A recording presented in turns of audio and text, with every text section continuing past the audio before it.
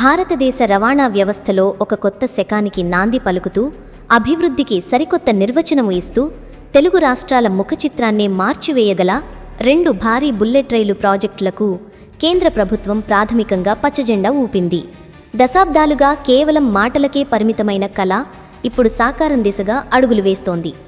హైదరాబాద్ కేంద్రంగా చెన్నై మరియు బెంగళూరు నగరాలను కలిపే ఈ హైస్పీడ్ రైల్ కారిడార్లు కేవలం ప్రయాణ సమయాన్ని తగ్గించడమే కాకుండా ఆర్థిక, సామాజిక మరియు పారిశ్రామిక రంగాలలో విప్లవాత్మక మార్పులకు శ్రీకారం చుట్టనున్నాయి.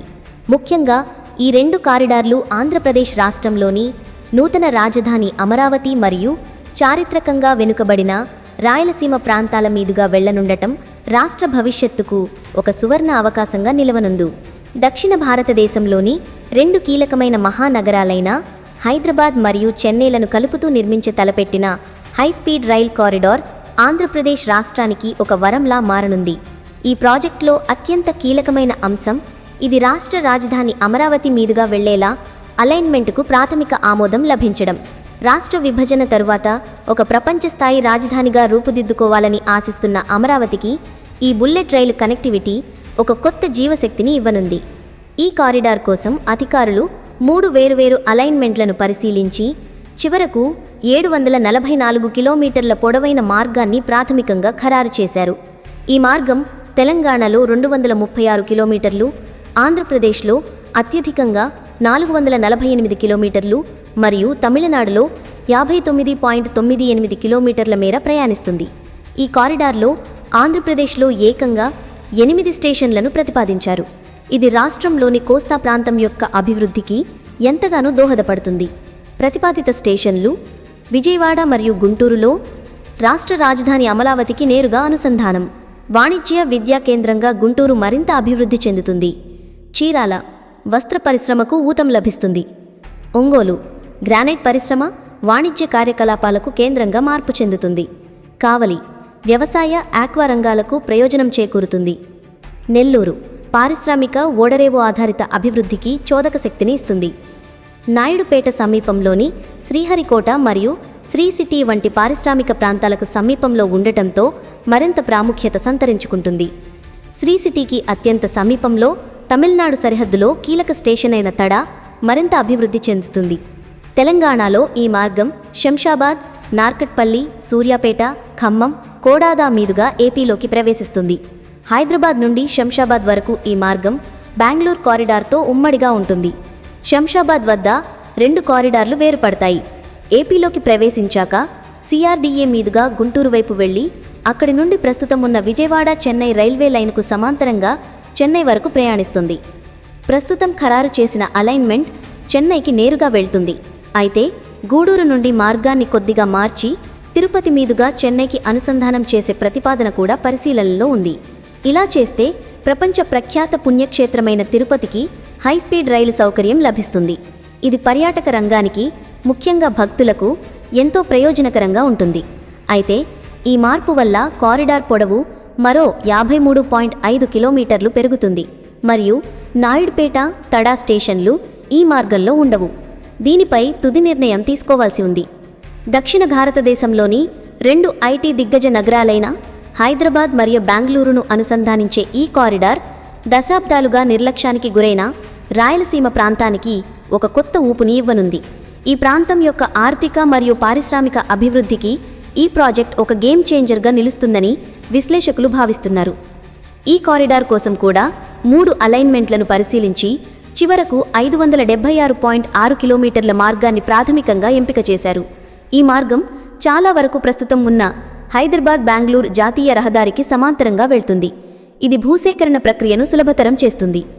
ఈ కారిడార్ తెలంగాణలో 218.5 కిలోమీటర్లు, ఆంధ్రప్రదేశ్లో 263.3 కిలోమీటర్లు మరియు కర్ణాటకలో 94.80 కిలోమీటర్ల మేర ప్రయాణిస్తుంది.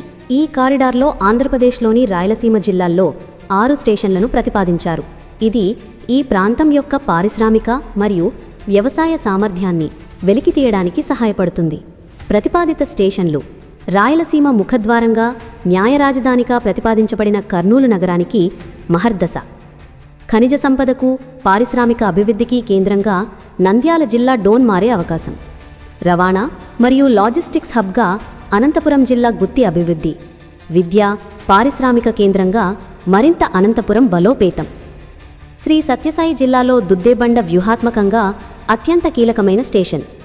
పెనుకొండ సమీపంలోని కియా మోటార్స్ మరియు దాని అనుబంధ పరిశ్రమలకు సమీపంలో ఈ స్టేషన్ను ఏర్పాటు చేస్తున్నారు. ఇది పారిశ్రామిక రవాణాకు, ఉద్యోగుల రాకపోకలకు ఎంతగానో ఉపయోగపడుతుంది. హిందూపురం, కర్ణాటక సరిహద్దులో ఉన్న ముఖ్యమైన వాణిజ్య కేంద్రం. ఈ కారిడార్ నిర్మాణం పూర్తయితే రాయలసీమ నుండి హైదరాబాద్, బెంగళూరు వంటి నగరాలకు కేవలం గంటన్నర నుండి 2 గంటల సమయంలో చేరుకోవచ్చు. ఇది ఈ ప్రాంత యువతకు విద్య, ఉపాధి అవకాశాలను మరింత చేరువ చేస్తుంది. ఈ 2 కారిడార్లు కూడా అత్యాధునిక సాంకేతికతతో హై స్పీడ్ ఎలివేటెడ్ కారిడార్లుగా నిర్మించబడతాయి. అంటే రైలు మార్గం చాలా వరకు భూమికి పైన పిల్లర్ల మీద నిర్మించబడుతుంది. దీనివల్ల భూసేకరణ సమస్యలు తగ్గుతాయి మరియు ప్రస్తుతం ఉన్న రోడ్డు, రైలు మార్గాలకు అంతరాయం కలగదు. ప్రతి ప్రాజెక్టులోనూ డబుల్ లైన్ అంటే 2 వరుసల లైన్లు, లూప్ లైన్లు మరియు సైడింగ్స్ నిర్మిస్తారు. హైదరాబాద్ చెన్నై ప్రాజెక్టులో మొత్తం 1419.4 కిలోమీటర్ల ట్రాక్, హైదరాబాద్ బెంగళూరు ప్రాజెక్టులో 1363 కిలోమీటర్ల ట్రాక్ నిర్మించాల్సి ఉంటుంది. ఇది ప్రాజెక్టు యొక్క భారీ స్వరూపాన్ని తెలియజేస్తుంది. బుల్లెట్ రైళ్లు గంటకు 320-350 కిలోమీటర్ల వేగంతో ప్రయాణించేలా ఈ ట్రాక్లను డిజైన్ చేస్తారు. దీనివల్ల నగరాల మధ్య ప్రయాణ సమయం గణనీయంగా తగ్గిపోతుంది.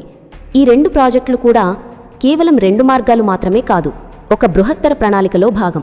హైదరాబాద్ చెన్నై, హైదరాబాద్ బెంగళూరు కారిడార్లు పూర్తయ్యి వీటికి అదనంగా ఇప్పటికే ప్రతిపాదనలో ఉన్న బెంగళూరు చెన్నై బుల్లెట్ రైలు ప్రాజెక్టు కూడా అందుబాటులోకి వస్తే దక్షిణ భారతదేశంలో ఒక బుల్లెట్ రైళ్ల స్వర్ణ చతుర్భుజి ఏర్పడుతుంది.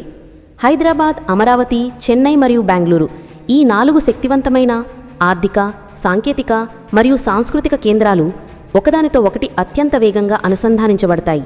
ఈ నగరాల మధ్య ప్రయాణం కేవలం 1 లేదా 2 గంటలకు పరిమితమవుతుంది.